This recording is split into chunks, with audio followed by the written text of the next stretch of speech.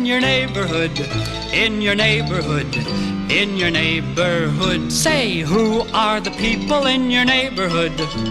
The people that you meet each day. Hi boys and girls, welcome to Turn the Page Tuesdays. So now that it's almost time for bed, make sure that you take care of all of those bedtime routines. Parents, now's the time to pause your device for the children to be able to go ahead and do that. Hi boys and girls, so today I am here at Alger Oil and Propane.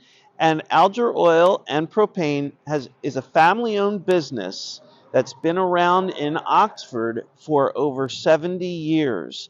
And oil and propane are things that heat our homes. So they provide heat in homes. Alger also does heating and air conditioning. And those big tanks over there on 3rd Street, before you cross over the train tracks, those are where those big tanks are where the oil and propane are stored until it's time to use. And Alger also does shipping. And I'm here with Charlene today of Alger Oil. And Charlene is dressed as a leprechaun. Actually, she is a leprechaun. I saw her this morning when I was coming through town, and she was in a box, and I said, I've got to get that leprechaun to read a book to us today for St. Patrick's Day. So that's what we're here for. Charlene, how are you doing? I'm good, thank you. Good. Can you tell us what you do for Alger Oil? I run the packing and shipping department. We ship UPS, FedEx, and DHL. So what sort of things do people bring in? It's just anything? Anything they need shipped anywhere. If I wanted to mail something to a family member in California, I would bring it here and you would ship it, and it just sends there. Yes, it does. How long have you been with Alger Oil and Propane? A year and a half. A year and a half. Uh-huh. Well, you are the famous Charlene, too. You have Yes. a T-shirt back there. I do. Yeah. Do you have to know how to read to do your job? Yes, you do, to make sure it gets to the right place. And so you have to know the labels on the package, and you have to know like the zip codes so that it Yes. ships. And do you know, once they leave here, who picks them up? Does a truck pick them up? Yes, either a FedEx truck or a UPS truck. And I imagine if packages were being shipped overseas, that they would have to fly there sometimes. Yes, and a lot of the internationals go DHL. Okay. And how do you know when something's arrived?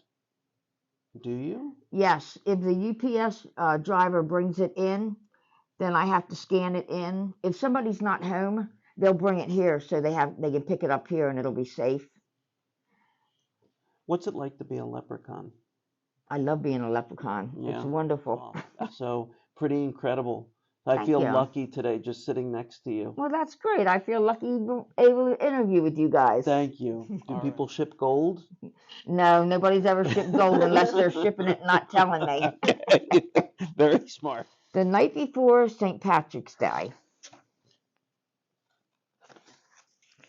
'Twas the night before St. Patrick's Day to wear green. They decked out the den from ceiling to floor with streamers and rainbows and shamrocks galore.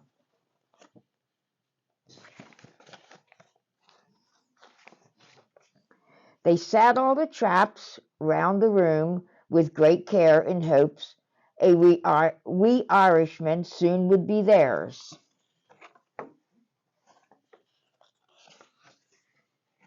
The children then nested all snug in their beds, while visions of golden coins danced in their heads. Happy St. Patty's Day, said Dad, early the next morning. Then he started to play bagpipes without warning.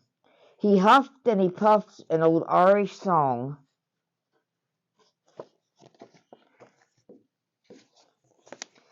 Mom dished out green eggs and sang loudly along.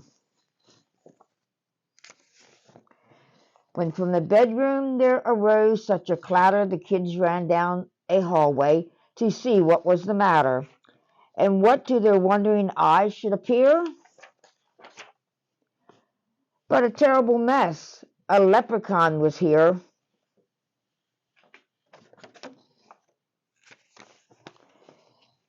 Be quiet, whispered Marina. He's hiding somewhere. When we find him, remember, we must hold his stare.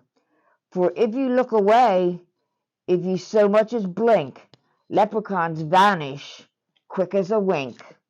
The kids trailed mud footprints back and forth across the floor, which led them under Tim's bed and past the closet door.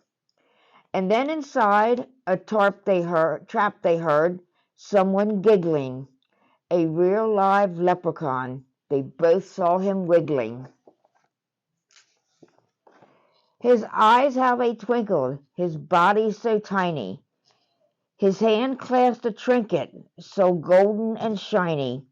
He was dressed in all green from his head to his toes, and he looked like a cobbler wearing fairy-sized clothes. The children approached him, staring straight in his eyes. Tell us where the gold is. Don't be tricky. No lies. I buried it under a rock, smooth and hard. It's marked with an X right in your backyard. But when the kids went outside with their shovel and pick, they instantly saw it had been a big trick. Happy St. Patrick's Day! Ha ha ha! I fooled you.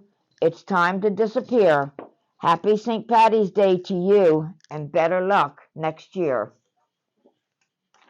I hope you enjoyed that book by our special guest. Now it's time for bed. Good night, everyone. We'll see you in the morning.